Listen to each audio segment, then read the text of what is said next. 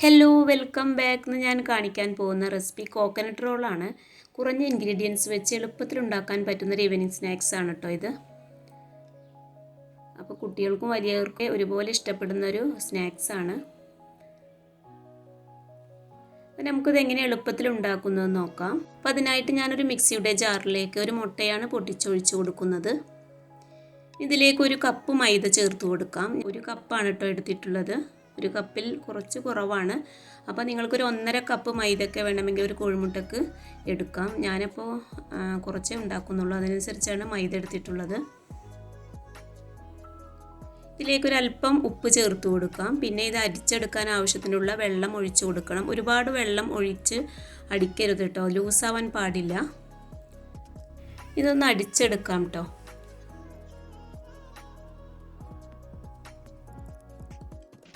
അപ്പോൾ ഇതുപോലെ ലൂസിലാണ് ഇത് അടിച്ചെടുക്കേണ്ടത്. ഈ ഒരു പരുവത്തിലാണ് കേട്ടോ വേണ്ടത്.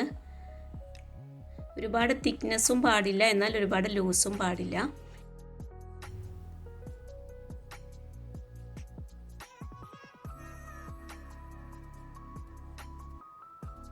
നമ്മുടെ ദോശമാവിൻ്റെയൊക്കെ ആ ലൂസിലാണ് കേട്ടോ ഇത് വേണ്ടത്.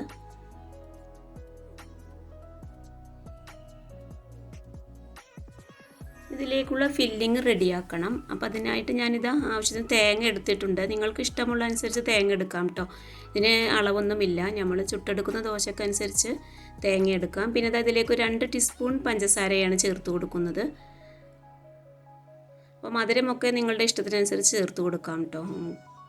2 ടീസ്പൂണ് അത്യാവശ്യം നല്ല മധുരമാണ്. കാരണം തേങ്ങയിലൊക്കെ മധുരമുള്ളത് കാരണം 2 ടീസ്പൂണ് ചേർത്ത് കൊടുത്താൽ മതി. തേങ്ങയുടെ അളവനുസരിച്ച് നിങ്ങൾക്ക് നോക്കി ചേർത്ത് കൊടുക്കാം കേട്ടോ. പിന്നെ പഞ്ചസാരക്ക് പകരം നിങ്ങൾക്ക് ഇതിലേക്ക് വേണമെങ്കിൽ ശർക്കര പൊടിച്ചത് ചേർത്ത് കൊടുക്കാം.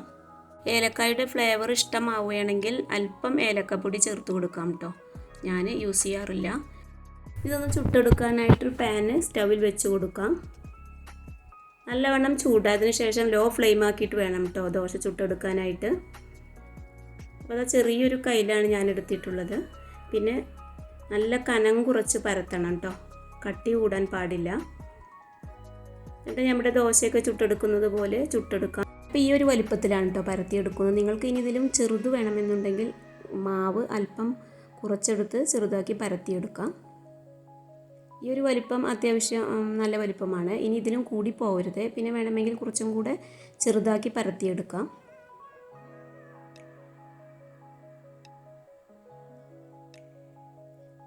ഇനി ഇത് ലോ ഫ്ലെയിമിലിട്ട് വേണം കേട്ടോ ചുട്ടെടുക്കാനായിട്ട്. പെട്ടെന്ന് തന്നെ റെഡിയായി കിട്ടും കേട്ടോ. ഒരുപാട് നേരം ചട്ടിയിൽ വെച്ച് ഡ്രൈ ആക്കരുത്. ഒന്ന് വിട്ട് വരുമ്പോൾ തന്നെ അത് എടുത്തു മാറ്റണം.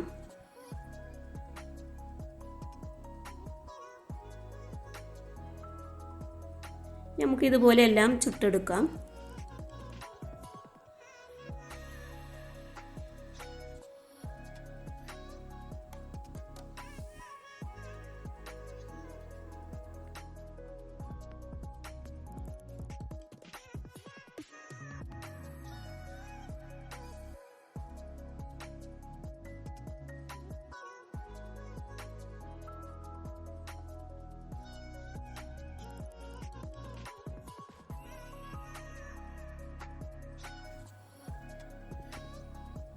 അപ്പോൾ അതെല്ലാം ചുട്ടെടുത്ത് കഴിഞ്ഞു. ഇനി ഇതിലേക്ക് കോക്കനട്ട് ഫില്ല് ചെയ്യാം.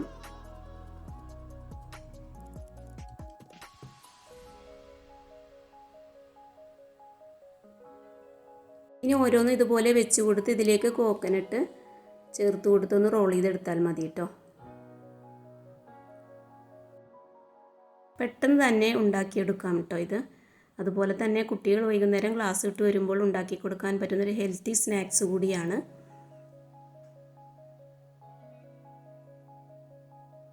നമുക്കിതെല്ലാം ഇങ്ങനെ റോൾ ചെയ്തെടുക്കാം.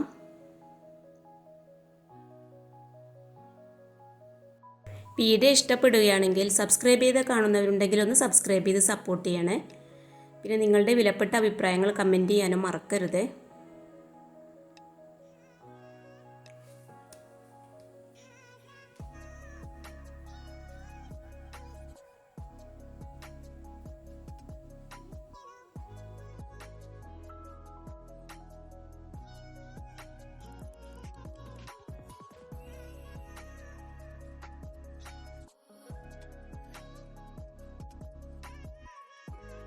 അപ്പോൾ അതാ നമ്മുടെ കോക്കനട്ട് റോൾ ഇവിടെ റെഡി ആയിട്ടുണ്ട്.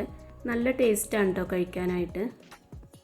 അപ്പോൾ ഇതുപോലെ ഉണ്ടാക്കാത്തവരുണ്ടെങ്കിൽ ഒന്ന് ട്രൈ ചെയ്ത് നോക്കുക. അടുത്ത റെസിപ്പിയുമായി വീണ്ടും കാണാം. താങ്ക്